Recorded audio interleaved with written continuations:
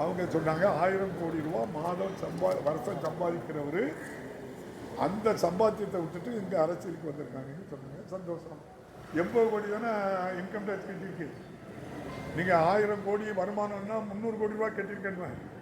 அப்போ நீங்கள் மீதி பேலன்ஸ் கட்டுங்க, அல்லது உங்கள் வருமானத்தை கரெக்டாக சொல்லுங்கள். இதே வருமான வரித்துறை அவங்க வீட்டுக்கு போச்சு, விஜய் வீட்டுக்கு என்ன நடந்துன்னு சொல்லுங்க.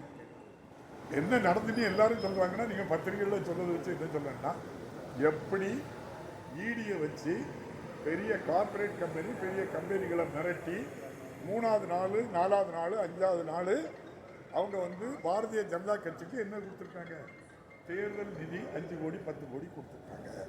அதே போல தான் விஜய் அவர்களையும் ரைடு இன்கம் டேக்ஸ் ரைடு பண்ணி மிரட்டி உருட்டி அவங்களுக்குள்ள இப்போ ஒரு ஒப்பந்தம் பண்ணி ஒரு கட்சி ஆரம்பிக்கணும்னு சொல்லியிருக்காங்க. அதனால தான் உள்துறை அமைச்சர்கிட்ட கடந்த வாரம் விஜய் அவர்களை கூட்டணிக்கு சேர்த்தீர்களா அப்படின்னு சொன்னால் அவர் என்ன சொல்லணும், எங்கள் கட்சிக்கு எதிர்கருத்தோடு இருக்காரு, நாங்கள் அவர்கிட்ட சேர மாட்டோம் அல்லது சேர்க்க மாட்டோம்னு சொல்லணும் தான். அவர் என்ன சொன்னார், பரிசீலிக்கப்படும், காலம் இருக்கு, நல்ல முடிவு வரும் நாங்கள்ல.